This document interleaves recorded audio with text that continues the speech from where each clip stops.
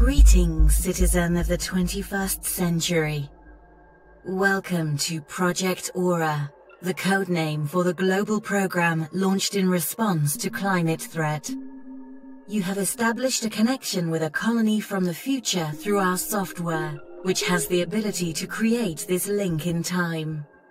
Designed as part of the training system, it is my mission to show you the essential aspects of the control of a colony. Let's begin. We will start by learning the controls to move the camera. The camera can be zoomed to the edges of the screen with the mouse pointer or by using the keys WASD. Move the camera using the keys WASD or by moving the mouse to the edges of the screen.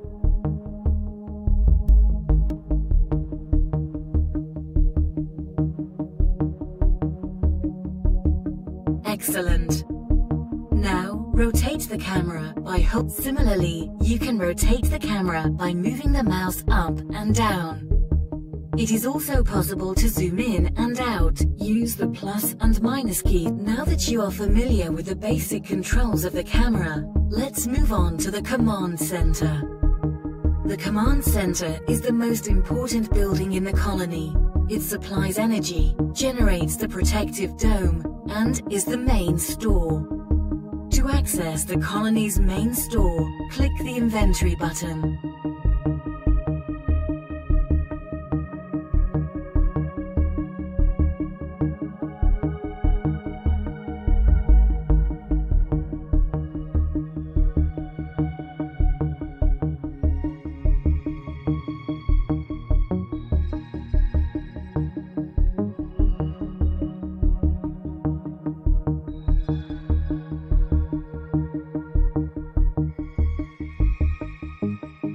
Correct. You have opened your inventory. At the moment, it is empty, but the inventory will show us any objects we pick up from now on. I am sending you an object from the Vital Reserve. To help you find your objects, there are a number of categories in the inventory. Select the Electronics category to find the new object. Correct. Now, let's look at the features of the object received. Place the mouse pointer over its battery power. Let's put it to use. Energy is an essential element in the colony. It can be controlled, along with other aspects, by using the management bar. The management bar can be found at the bottom left of the screen. Click on the battery icon located in the Well done! You have opened the power management window. From this window, you can see the main generator. The generator is constantly running, producing a flow of energy that is essential for the colony to function. Some of this energy goes to the projection of the dome, and the surplus goes to the energy store. To increase our storage capacity, we can place batteries in the slots available in the main store.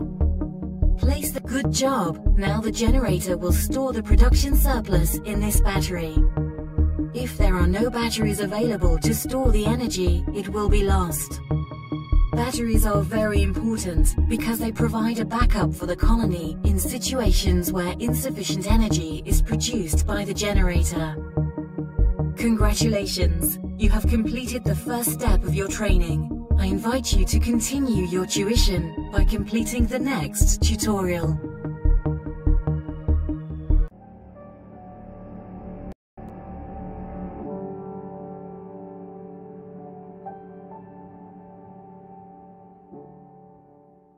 At Project Aura, you lead a colony of climate disaster survivors. Most survivors inhabit the Vital Reserves, ultra-secret centers where they are in a state of cryo-preservation. We must create the necessary conditions in the colony to house the largest number of inhabitants. We will start by building a residential block. This building will provide the necessary accommodation for your citizens. Click on the construction icon. From the list of available buildings, select Excellent. From this window, you can see all the templates available for each building. At the moment, there is just one, but you will be able to create new templates better suited to your requirements later on. build a residential block. To do this, place the mouse over the template and drag it to a valid position in any of the platforms. Very good. Now that we have the residential block, we can receive the first inhabitants. Only the most advanced colonies can accommodate such a large number of citizens. The vital reserves house a number of colonists ready to join our cities. For information on the availability of new citizens and other vital reserve operations, use the bar on the left side of the screen.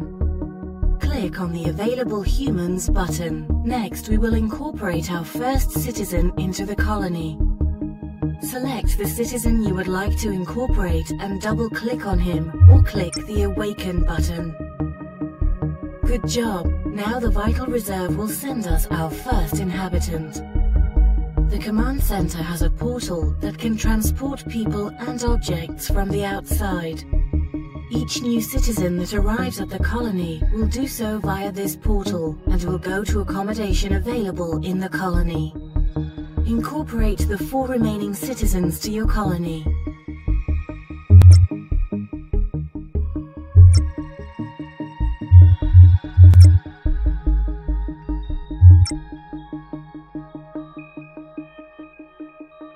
Congratulations! Our colony now has 5 inhabitants.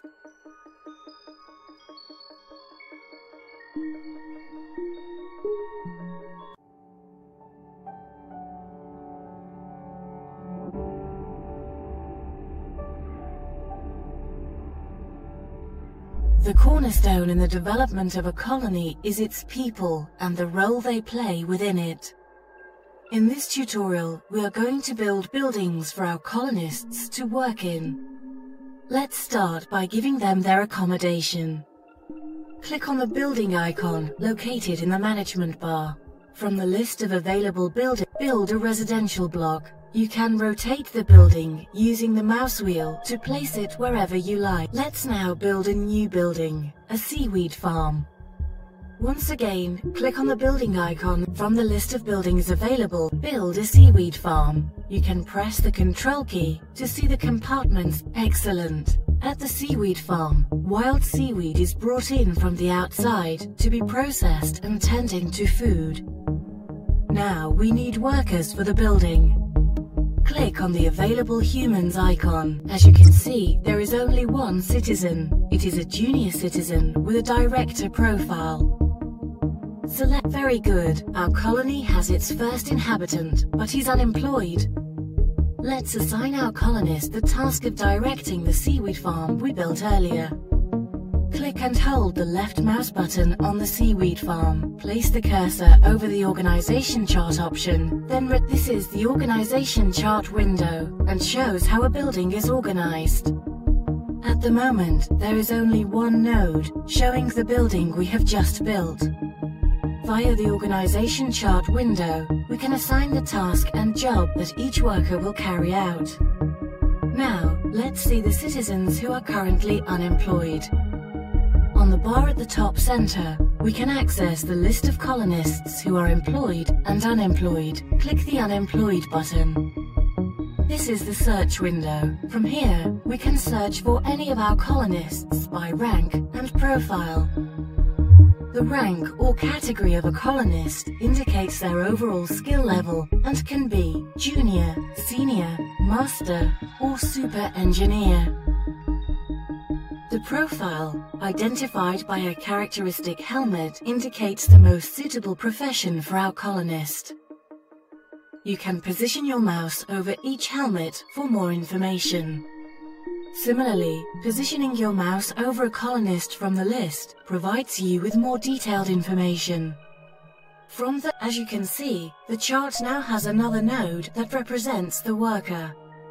Now we will give him the task of running the building. Hold down the left mouse button on the connector that appears above the worker node and drag it to the building node. Good job! Our seaweed farm now has a director.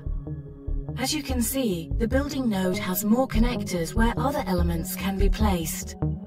The first node will always be connected to the worker we have selected to direct the building. The remaining connectors represent each production line the building is made up of, to which we will connect blueprints.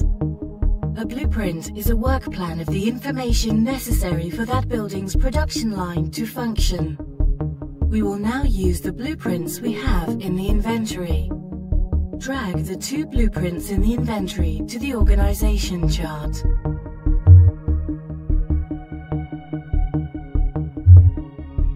Excellent. Before we continue, let's make the chart window bigger. Click the button to enlarge the chart window.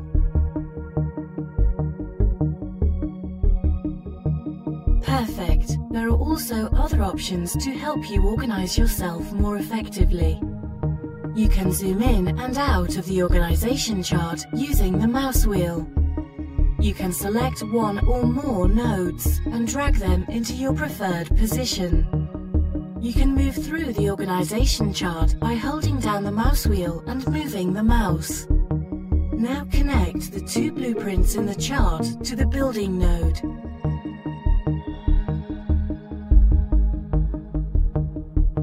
The next step is to connect workers to our blueprints. Open the Available Humans window. Now, directly from the Available Humans window, drag the 4 available citizens to the organization chart.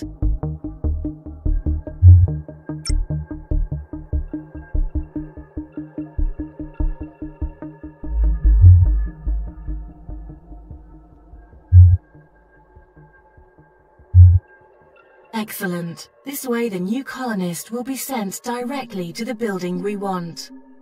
Now, let's assign each worker to a blueprint. When we connect a citizen to a blueprint, it means he is ready to work on it. The more workers we connect, the more the production line will produce. However, we must be sure that the citizen we connect is the best suited. Both the worker node and the blueprint node show us the ideal profile. If the worker's profile and the profile indicated by the blueprint match, the worker's morale will increase. Onto the good job. Now all we need to do is start production. Right-click on the blueprint for seaweed fattening. In this window, you can see all the blueprint information in detail. Positioning the mouse over each element gives us additional information. To produce treated seaweed, in addition to energy, we will need wild seaweed and fertilizer. I will send these materials to your inventory. Now that you have the necessary materials, click on the play button to start production. Excellent! Our seaweed farm has started production. We are transforming our wild seaweed into treated seaweed, but there is one more step needed to make it edible. This way, it can be used to feed the inhabitants of the colony. Now, open the Drying Seaweed Blueprint information window. Start up the dried seaweed production line. You have started to produce portions of seaweed. Congratulations! You have completed the 3rd tutorial. To finalize your tuition, I invite you to complete the 4th and final tutorial.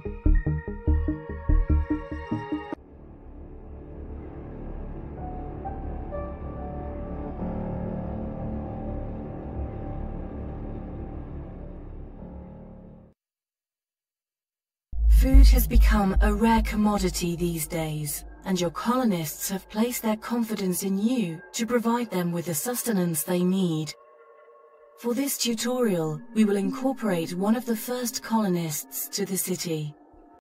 Click on the building icon from the list of available buildings, select the residential block. Build a residential block. Now that we have accommodation, let's incorporate the colonist. Open the available human, select the citizen from the list and double great. Let's move on to the management of our first inhabitant's food. Click on the food icon located in the management bar. From this window, you can control the food available for the colony and its rationing.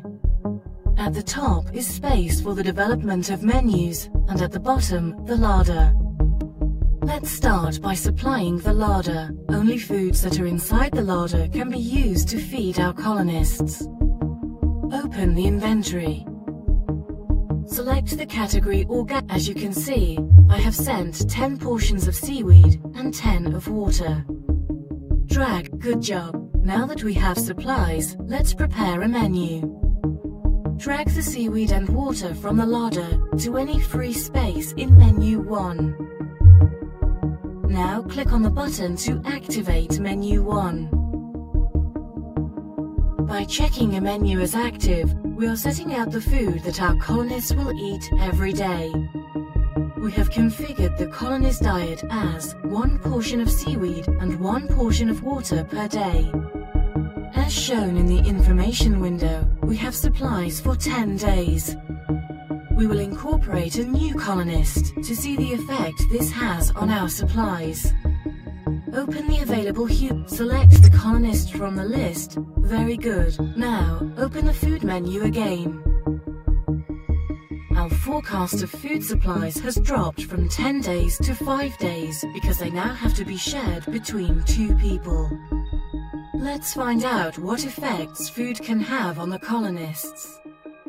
Hydration, nutrition, and morale are 3 values that, on a scale of 0 to 100, affect a colonist's health. All colonists start with a value of 50, however this value will go down daily.